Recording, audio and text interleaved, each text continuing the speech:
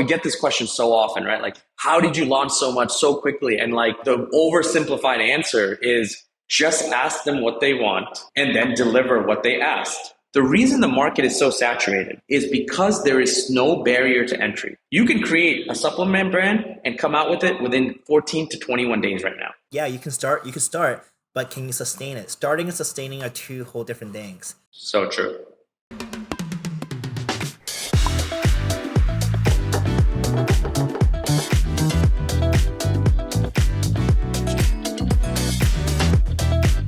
This episode is sponsored by a tool that I truly think is important for anyone in e-commerce. One of the criteria for a sponsor on this show is that I have to personally use the service within my own business before I would recommend it. And this is the one that I would truly stand behind. Managing images and videos are important for any brand, but the marketing and creative workflows can be messy. Drafts end up all over your Drive or Dropbox, and you have to give feedback over email or Slack. Air makes it easier than ever to centralize and collaborate on your visual assets all in one place. Air's platform provides visual browsing, powerful search tools, secure sharing, and smooth communications so that you can spend less time on organizing and more time on growing your brand. Learn more and get started for free at air.inc.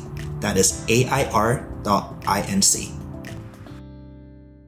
Hello, everyone. Welcome back to another episode of the Building Blocks podcast. Today, I'm joined by Ronak Shah, who is the founder and CEO of Obvi. Welcome to the show. Jason, thanks so much for having me. Big fan of all the material you've been putting out and a big fan of your show. So honored to be on. Oh, man, I'm flattered. We're still building. We're catching up to you. But you're in the supplement space, so it's not like we're competitive at all. And it seems like you've been in the supplement space most of your life, right? Like I went through your LinkedIn. You've been doing supplements as an agency. You've done work for them. You've owned like a couple. Tell me a little bit more about like what led to Obvi. 100%. So a lot of our journey started at a company called Shreds. And that was back in 2012. It's where I actually got to meet Usher, and my partner, and my other partner, Ankit, as well. We were just employees there. And we handled a lot of the marketing, finance, and design. So us three had three different skill sets, but we kind of came together. And from there, we were able to really learn like, oh, wow, we love working. First of all, for this product, because you get to see instant gratification through customers. Secondly, on the side of like being able to innovate so quickly and come out with products, we love both facets of it. So we went on to start our own marketing agency focused on helping health and wellness brands called Ghost 3 Media. So we launched that in 2014, ran that for 5 years, worked on about 25 different clients in those 5 years. We were more of a boutique agency. We never hired employees. It was just the three of us. So the three of us would go into different health and wellness brands that were startups. We would redo their packaging, design, website. We would also go in and handle their paid media, finance, ops, innovation pipeline. So almost like came in as like a little bit of a suite, C-suite type of thing. Did that for 5 years. Our main goal was to always start our own brand. But we said if we could learn how to do certain things and what not to do, a marketing agency is one of the best ways to do that, because technically you can work with other brands and learn from it. So that was kind of our career track. So employees for a supplement brand, marketing agency for supplement brands focused, and then getting to start our own finally in 2019. I love that. I've always told people that if you want to start your own brand, go work for someone else and learn the ins and outs of it, because it's not as glamorous as people think it is. You can't just go on AliExpress, source some products, and launch your own store and call it a day. There's so many things like finances, marketing, operating a team, managing employees that people don't see. And so true. You guys gather all the information and then launch. And then 3 years, $30 million? Is that right? That's correct. Yeah. We just crossed 30 million last month. The cool part was we really are passionate about being bootstrapped and truly believe that if you can be creative, you can actually bootstrap a business to scale. And that's truly one of our top tier goals, is to be able to prove that. 3 years, 30 million. We've been able to scale quite a lot. We're a D2C brand. We're D2C focused. It's not like a lot of sales came from retail. So it's been a fun journey so far with Obvi. Yeah, DTC is definitely getting tougher nowadays than ever before. I don't have to say the obvious. And it seems like you guys are doing well in retail and also DTC. Where do you really see your business sit? Is this more of a, hey, we're gonna start migrating over to retail, or you're still gonna stay strong in DTC? There comes to this point of scale discussion, right? Where it's like, all right, you hit certain numbers, like let's say call it 20, 30, even maybe 40, 50 million. And then, you start really discussing and saying, okay, am I going to turn this into like $100 million D2C brand? Or am I going to get to $100 million by bringing 20 to $30 million in from retail, some from, affiliates, and you start channeling it. And I think where we see it is we don't want to be super dependent on just one channel of growth. So we're starting to cherry pick certain retailers that want to work with us, and we want to work with them, and trying to build a vertical growth strategy rather than super horizontal and get into tons of retail and tons of doors. And so far with Vitamin Shop, that strategy has been working. Yeah, I love that. There's this picture I saw where it was you next to other people who I also know, like in the same space. And it was, for me, I'm an outsider. Like, I'm not competitive with these brands. I'm like, it's cool that I'm seeing my friends succeed and being on the same shelf together. So, congratulations for being in the Vitamin Shop. I have one down the I street. appreciate So that. I'll go grab some later. I do want to Thank ask you you. this before we get in a little bit deeper. You work with your co-founders in other capacities before. How did you guys figure out who is CEO, CMO, and the other positions? Because it's kind of like you both coming at the same place in the same background. How do you like Yeah. pick that? Yeah, 100%. The biggest thing for us was like, we never looked at, even today, like, even when we hire new employees, we're like, what title do you want? What do you want on your LinkedIn? The title piece is for us just an introduction, right? And after that, nothing else matters. So for us, it wasn't like, who's going to be this? It was like, okay, Ron, you handle majority of like the front facing finance ops and some of the decision making. You can do this. And Ash was so marketing driven. It was almost just, it was, it made sense. And Ankit being the branding designer and creative guy, chief brand officer, just made sense. Right. And we've all had that kind of like triple threat position kind of power. And so it wasn't so much a decision. It was like, okay, because we need to have something on paper, this is what it is. But on the background, we're all equal partners, 33% each, and equal say in everything. So And that's I think working it was a well for little you bit more guys. natural. The It's been equal it's been split true. fit. I think it's been going well, and I'll say this with a grain of salt because it's going well because us three have no idea how to do each other's craft. We're three craftsmen that know what we have to do for our role, but neither of us can get in each other's lane. So it's not like, oh, Ash, run the ads this way. It is more so, oh, what are you doing with ads? Cool. Now here, let me tell you what I'm doing with finance. And then Ankit, here's the label I designed. It's not whether or not we like it. This is what's going out. And that's why when we have three different lanes to stay in, I think that's why it's going well. Yeah. And there's no opportunity to really disagree on things because you just don't get into someone's space. I love that. And I think that's such a like important clarification because a lot of people come in with 50-50 partnerships without understanding Yeah, that it's not really 50-50. I don't think it's fair to do 50-50 just because you guys started together. There's different things that people bring to the table that are just indispensable and you have to put the value on that too. I've seen you so have many to. 50-50 partnership fail for that exact reason. And Yeah, so for anyone listening, that's one thing that you need to consider is that if you bring on a partner, like outline everything that you guys are doing, pick your titles properly. They're pretty arbitrary in the beginning, but that really dictates what you're responsible for, and make sure that you're really goddamn good at it before you yes, head that's into it. what you said there at the end is make sure you're a craftsman at what you're going to do. Yeah. Don't just take on a role because someone needed to handle it. I want to dive deeper into the $0 to $30 million playbook. It's a fantastic journey that you've had so far. You guys are in a extremely saturated market. I don't need to tell you that. And Yeah. starting from very recent too, there are huge players in the space right now who were lining up these shelves. They had the massive distribution deals. They have endorsements from top athletes. Tell me, in the very beginning, you guys started with what, $10,000 on your first invoice, if I Yeah. remember correctly. walk me through like how did that really work? Like how did you use that $10,000 to jumpstart that business? Yeah. So when we use the $10,000, one thing we knew is we're not putting any more money into this because we didn't have a ton of money. And so when that PO came to us, from day one, the ads, we started running ads and built a website. Our ads had to work, right? Because that money that we were spending was on a credit card that technically we didn't really have the money to pay for. So it was the pressure to perform from day one was there.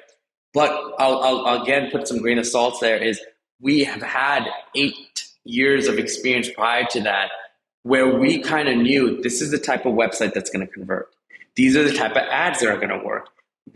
This is why flavors are so important because they can create a visual experience for the person. So that's why our first two SKUs, they were not unflavored collagen. They were flavored collagen.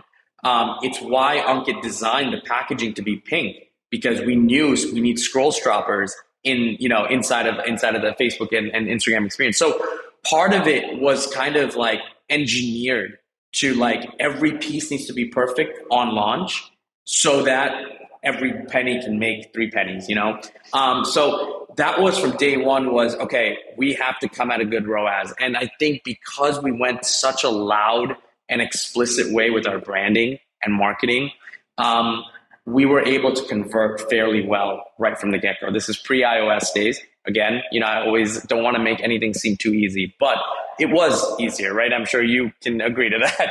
It was easier back then. And we luckily got a good head start. From there, it turned into, okay, we need to start coming out with new products because if we can innovate and increase retention and lifetime value very early on, then right away, we're going to be able to keep these customers. The reason the market is so saturated is because there is no barrier to entry. You can create a supplement brand and come out with it within 14 to 21 days right now. Private label, create a label. Labels take 2 days to print now. Put it out, build a website. You'll be launched in 21 days, okay? That's why it's so saturated. So what we said was, one thing that we're going to have to separate ourselves is we're going to keep coming out with stuff that people are going to have no way to forget about us. So if we can keep them in our pipeline, they'll never have any reason to leave us. There'll be loyalty. So we had to then figure out, okay, how are we going to launch stuff? We don't have that much capital. So every launch we had to do had to be a sure bet. That was when the creation of the community started. And that creation of the community was purely first a reason of we're just going to ask our customers what they want, because then we can't fail, right? If they tell us what they want and we create it. So it turned into, us starting to scale on ad spend, us releasing products that people actually asked for. So the sell-through rate was very high. And then that turned into a cyclical cycle. So we would keep scaling. We'd release new ones. So retention was high. We'd average 37 to 40% retention every month. So your unit economics were so well inflated that each time the cycle ran every 2 to 3 months, you were able to almost double it the next time. So it's why we did 178,000 the first year, but 5.2 million the second year, and third year we did 19 million. And this year we're on track to do about 25. So, that was a growth pattern. I love that. You guys are so strategic with the way that you guys grew the business. It's a testament that, you do have to be prepared. So many people think you can literally just add a product. And yeah, I've heard of people pitching me and say, hey, do you want to start your own private label supplement brand? I'm like, no, I don't want to because I know that it's not sustainable. Like, yeah, you can start, but can you sustain it? Starting and sustaining are two whole different things. And I love the methodology that you guys had and, asking your customers what they want and really building it for them and building a community so you can continuously engage with them. And I want to touch a little bit more on new product releases because I think extending the lifetime value is obviously very important. Reducing the repurchase window is obviously very important too. So you guys came out with your flavored collagen. How did you decide what was the next product to make, and how do you know that next product will make people to buy the next order sooner? Yeah, I'm going to oversimplify this process. Yeah. What we did was we went to Typeform and we created a survey. It was 3 questions. what's your opinion and rating on our current product lineup? Then our next question was, what do you want to see next from Obvi? And our third question was, what is another category of products you'd like to see from Obvi? So next from Obvi was, what are the next flavors you want? Okay. And the next category was, if Obvi didn't have collagen flavors, what's another product we should come out with? When we did the survey, initially it was with like 200 customers. Their next flavor vote was cocoa cereal. Okay. Because we launched with fruity cereal and cinnamon cereal. Cocoa cereal. We launched cocoa cereal. That's the flavor we took to R&D. We actually went to our manufacturer and shared our survey. We said, these top three flavors that are voted, can we get the R&D flavor for that? Can we begin R&D? And can we get a sample for this? We got cocoa cereal, and then we went back into our community. And at that point, I think we had like 500 members. And we told them, hey guys, you all voted for cocoa cereal. We're launching this in 2 weeks. Sign up to be notified. I think we had like 80 or 90% sign up rate on our customer base. When we launched cocoa cereal, I think we had only bought like 1,000 units or something. We sold out in like 48 hours. So now we're like, wait, what if we could just keep doing this Right. and take out the guesswork, because that's an insane cash conversion cycle.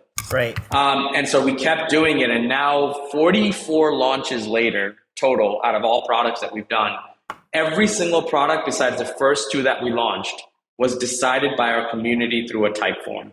Wow, I love that. You know, Doe actually did the same thing back in 2018 when we were trying to figure out what to create. So like the origin story is I made the lashes for my girlfriend at the time. But Yeah. okay, I want to do it, but what can I do better? So I made a type form actually, same exact type form. I had 8 questions. Because most of them are just like name, identifying like what school they went to and whatnot. And then the questions I asked were like, you know, what do you currently wear?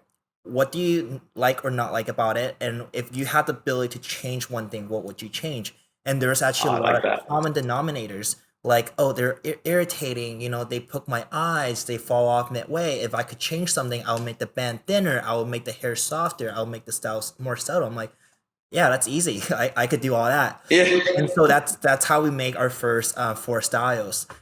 Because you know I obviously don't know how to make the perfect pair of lashes, so I didn't do the first two Yeah. just like you guys did. I actually let our people decide first, and I actually collected emails, so I didn't have to go back to them to ask for emails again. I used that email to pre-sell all our stuff with the promise that if you answer this survey, I will give you a free pair of lashes on top of your order. Wow. Or you can do like a That's 20% off, a 30% off. But you can guarantee that you'll get at least a certain amount of people to buy, even if you give them a 30% off, right? Yeah, that's that. First of all, you took it 5 steps further. That's incredible. And but know that it's so true. And so we get this question so often, right? Like, how did you launch so much so quickly? And like the oversimplified answer is just ask them what they want, and then deliver what they asked. And if you do those two things, cash flow becomes easier, predictability becomes easier, revenue projections become easier to match. So like, you know, you can almost doctor up your own business by just letting becoming consumer centric and let your community build it. Yeah, absolutely. I mean, it's not even a simplified version. That's really how it is. Most people don't realize that it's not rocket science. Brand building, to an Stop. extent, there's a framework that you can follow, and you can do it over and over again. One of my earlier business, I started a book, a coloring book for memes, back in 2016. It's called the Meme Bible. And I Oh, actually I launched remember the that. product without the product. I launched it with a Photoshop version of what that book would look like coloring pages and whatnot. And I did 250,000 without the product because I That did it is as a joke. insane. I thought that was like a joke. I made a Photoshop, I launched it, and it went viral online. It went on Reddit, it went on Product Hunt, um, went all over Instagram, and I made $250,000. And I was like, shit, I don't have a product on hand. So I quickly scrapped together. You know, I looked for a print shop. This is like Thanksgiving to November, like late November. Everyone's Yeah. closed. They got backlog of orders. So I'm like, shit, I need to launch this. And you know, Yeah. thankfully I did and capture a lot of that customers. But what me and you are trying to say is that you don't have to launch with a lot of products. You can launch with very little product or just an idea of a product. As long as you have like a suitable timeline for when you're launching, like you cannot collect That's someone's it. money and launch 9 months later. It's not a baby, Right, right? right, right, But for me, right. printing books thankfully only took 8 days. But you know what I'm saying? Like it's not as hard as That's people think. And I think me and you, at least from what I'm reading online of what you tweet, is we're trying to demystify this whole industry of, hey, you need $1 million to start a business. It's not true anymore. It's not true. It is not true. And layer on top of that, the fintech tools. I know you're a big fan of Parker too, but fintech tools and even just like inventory financing tools, and you can literally pre-create an entire model of how you want your business to show up numbers wise, unit economics wise, what fintech tools you want to layer on, what your margin can be, and then go to production and say, hey, here's what I want. Yeah. And then literally come to make it to life. And it's scary when it is that simple because it creates a lot of opportunity, but at the same time, I think there is a big stigma around, oh man, I don't know how you can get to that number that quick without VC or private equity or angel. And it's like, well, there's just so many opportunities now. Yeah. I want to wrap up with two questions, and they're kind of big questions. But what was that thing that really unlocked that growth for you guys? You guys went from, 100 some K to 5 million the next year. What was that one thing? Was it paid ads? Was it the Yeah. right creative, or a combination of multiple things? I think the answer to that has to be a combination of three things. Um, it was branding that was so uniquely positioned, right? So it was always, whether or not people were going to buy, they were at least going to stop and ask what it is.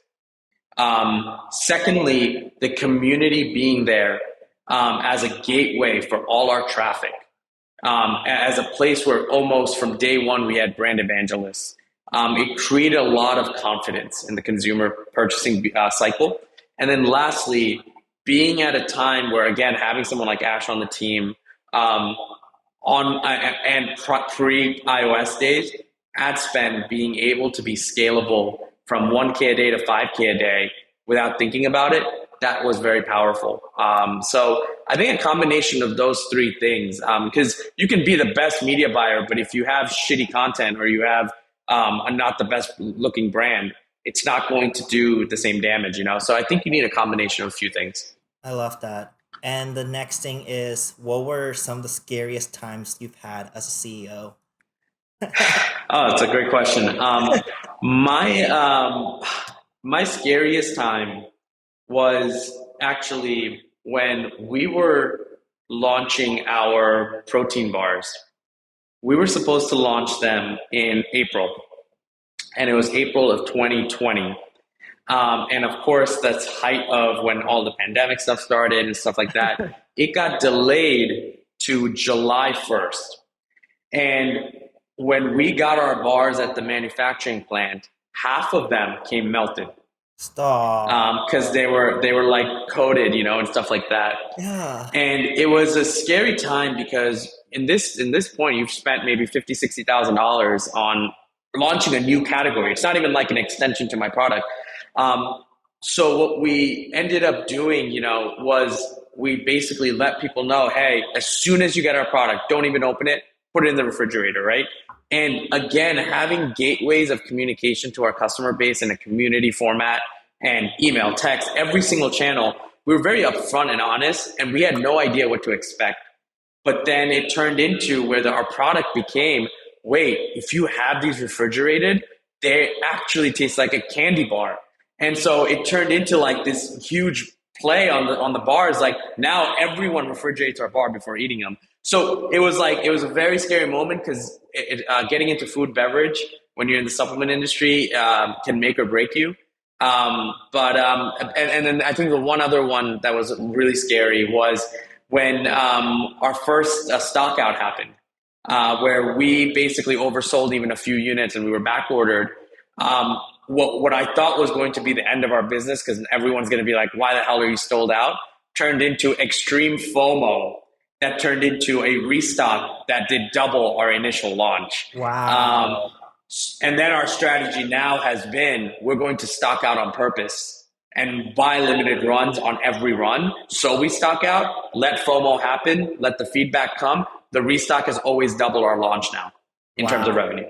That's brilliant. That's brilliant. We've had a few stockouts too, and we definitely see similar sentiments, but not double. That's good. You're definitely juicing that a lot better than we are, like playing on the FOMO. Try. That's what I need to learn. I mean, I love these conversations because I have these calls with a lot of my friends who are founders, and I always get these great tips. And that's really what inspired me to do these shows, like these conversations and these. It's awesome. It's like, can I broadcast my conversations with my friends for the rest of the world to hear? So thank you for sharing that. I'm definitely learning. I'm taking notes. Like if you see me heads down, I'm taking notes for my friends. I appreciate it. And I'm most likely gonna make them listen to this. So thank you for coming on to the show. Thank you so much. Where can we find you? I think right now the best place is Twitter. I joined about 6 weeks ago because Ash was really pushing me, and I absolutely am addicted. So Obvi CEO on Twitter. Otherwise, LinkedIn. Just look up my name. Two best places I'm always on. Love it. Definitely follow Ron on Twitter. I've had the pleasure of watching him tweet and supporting on the sidelines, and just love the stuff that you put out. I appreciate that. Founders who are vulnerable, transparent. Because I think it's very important for us, at least in this space, if we have an ounce of influence, to really show people the real side of running a business. It's not owners. It's not private jets to the Bahamas every weekend. No. It's a lot of sitting at a warehouse and wondering what the heck do we do now, or you know, maybe running out of cash because your burn rate just too high. Like those are the things that no one talks about. So I love you guys being so transparent about it. So on behalf of everyone, appreciate you, and then hope I can have you thanks. soon. Absolutely. And Jason, thanks so much for having me. Again, honor to be able to speak to you, and love what you've been doing and sharing and building that Twitter community, and offline and online. So appreciate you. You just heard an episode of the Building Blocks podcast. If you like what you heard, subscribe below to keep hearing conversations that I have with brilliant marketers, founders, and innovators on how they built their best ideas. Now, if you want to learn how you can turn your best ideas and build something massive out of it, visit my website, bbclass.co, or follow my Twitter @agrow.